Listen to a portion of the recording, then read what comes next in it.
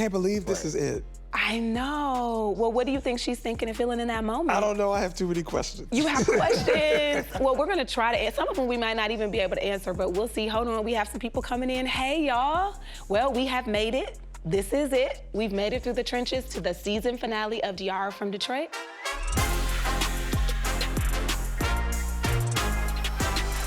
I'm Diarra Kilpatrick, and joining me are two very fine gentlemen, Bryan Terrell Clark and Shannon Wallace. Hi. Still in his fit from the show. We found him, y'all. We found him. We found him. We found him. He's right here. Yeah. I want to talk to you, Shannon, because you play such a big role, even though you're missing for most of the season. Tell me, was it hard to prepare for such a unique role? Yes. Yes, it was. Coming in and being specific enough to be remembered and not forgotten in the times that he's not there. Yeah. But also broad enough to leave room for arc and development and his backstory and all of those things. Yeah, and you're really good at rolling with the punches anyway, because when you auditioned, you came in for Swa. Yeah, yeah. And you started reading and we're like, I don't know if he's quite Swa, but can you read for this other role? And we gave you, what, 20 minutes? 20 minutes, yeah. And you came back and you just kind of rolled with it and gave that read That's that you basically gave in the pilot. Yeah, that's just the job. That's just the way that it is. And that scene, that was our date scene. Yeah. I thought you said you were looking to chill and have good conversation. Actually, I said scintillating. So scintillate. Because you seem like you're trying to comb through my tax returns. Did you bring him? No, I did not bring them. So Deontay / Chris / Ambien has spent his entire life almost in hiding. Now he's kind of free from that. What do you think is next for him? I personally would love for him to connect with his mom, to reconnect with his mom. Yeah. Like, it's been 30 years. Right. Like, Yeah. why you ain't come looking for me? Actor me wants that with Miss Rashad. Right. Chris needs that for life. That's what's kind of cool, too. We see the you that everybody thinks you are when you show up. We see the you that everybody thinks you were in the past in terms of being snatched as a little boy. And then we see you've written him beautifully in your fantasy through the whole season. Yeah. Hey, audience, I hate to tell y'all, when she dancing with him in the middle of the living room and laying with him in the bed, that ain't him. That's the him the in your vibration. Your head. idea of him, yeah. But this is a guy who found a bag and went on the hunt And and did not go see his mama first. and didn't go see his mama first.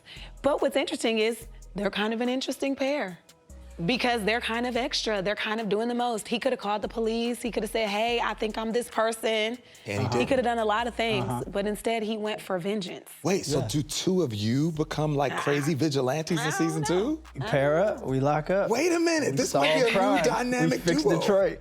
Who knows? Because you've also only met him in this state.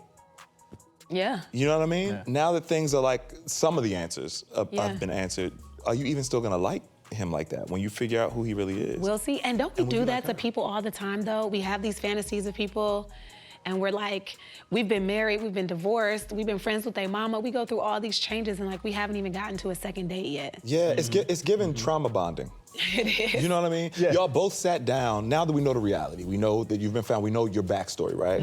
You guys sat down for that first date, you getting like in the middle of a divorce, and you on the hunt to figure out who almost had you murdered. Yeah, That's how y'all meet. Yeah. yeah. Yikes. I mean, I guess that's why it's so hot. In a the weird sex was way. good. Yeah, that's why the sex was good. Yeah. Y'all both had tension to release. Can we go to Morris real quick? Sure. No shade to Deontay, Chris, milk box, milk carton boy, Ambien. Ambien. But you know I was always Team Swa, You are Team Swa. I'm very Team Even Swa. after the vasectomy revelation, which is crazy. which is why I want to talk about Okay. it. Like, talk to me about his casting choice. Yeah, 16-year-old me was like, Morris Chestnut. from day one. How about Morris Chestnut? You know, Diarra's world has come to an end. Like, when we first meet her, it's almost like the sun has stopped shining. Like, you have to feel that she's that depressed in order to go on this kind of crazy journey. Right. And so we really wanted someone who felt like a movie star, who felt like the sun in your world has stopped shining. And that just wasn't gonna be you know, some randos. You know, Right. we really wanted it to be someone we're like, immediately. Not a rando. I auditioned for Swab. Right. Well, you would have been the rando. That's why you didn't get it. And when he walked Well, that's in, why he didn't said, get it. no. Yeah. We appreciate your audition. To all you actors out there, you just keep on going, because if it ain't for you, Going. maybe there's another There's role. another one in there. It's true. It's true. I said to Robbie Reed, our casting, who cast the pilot, I said, like, it should feel like a movie star, like Morris Chestnut. And she kind of was like, okay. Like, don't play with me. You know, I can do this. Okay, so it's time for us to talk about our final favorite scene of the episode. What was it for you, bro? It's the shootout. It's the shootout.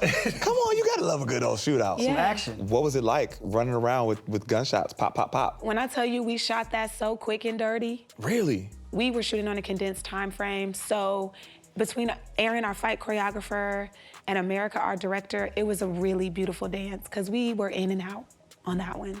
Yeah, I would have never guessed Doesn't that. feel like that. Yeah, no. Oh man, beautiful. that's the biggest compliment I think of the show because Yeah. we shot that really quickly. But what was your favorite?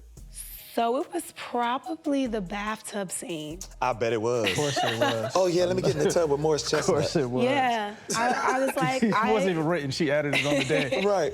What I loved about it is like sort of seeing that kind of false moment that everything was gonna be okay and that maybe you could just go back and erase the last month that had happened. Yeah. And you could kind of see them, like you were saying before, like almost in a before moment. It makes you want to root for them a little bit more right before we drop the vasectomy hammer. Right. What's interesting is that they both changed so much in their time apart. Yeah, Right? it's like when you see them together, maybe it's like episode 5, or you see it in the pilot where they're out together and they're just like, she's very content being his +1, his wife, his support who laughs at his jokes. And by the time she's in that tub with him in 8, she's a different chick. She is. And so even though it feels familiar, their banter and their whole thing, she can't go back to being the Diarra Swab's wife from months before. All right, D. Yeah. What's your favorite line? My favorite line is probably when Miss Felicia says, courage is doing shit, doubt is sitting on your ass. When you sit on your ass, that's your story. That's who you are. Now, who are you? I think it's so real. Like, first of all, it's the thing that empowers Diarra to sort of take the final act of this story, to see it through. And also, it's just really true. A lot of times people think courage means doing some shit without fear. And it really isn't. It's just about doing some shit. Right. And you can do it afraid. You can do it a little insecure. You just have to do it if that's what you believe in. Yeah, we did some shit. Keep that same energy for season 2. It's not over. We gotta do some shit again. It ain't over yet. Yeah. I feel like we all displayed a lot of courage to get this done and to get this rolled out. And look at us. I feel really proud that this will forever be our story. Oh, And I don't regret anything. I love you guys. Yeah, no, We this love is you great. too. It was a journey. I hope everybody enjoyed it as much as we enjoyed making it. Yes. We have so much more in store for y'all with these characters and this story, and we cannot wait to see you right back here for season 2. So keep a lookout.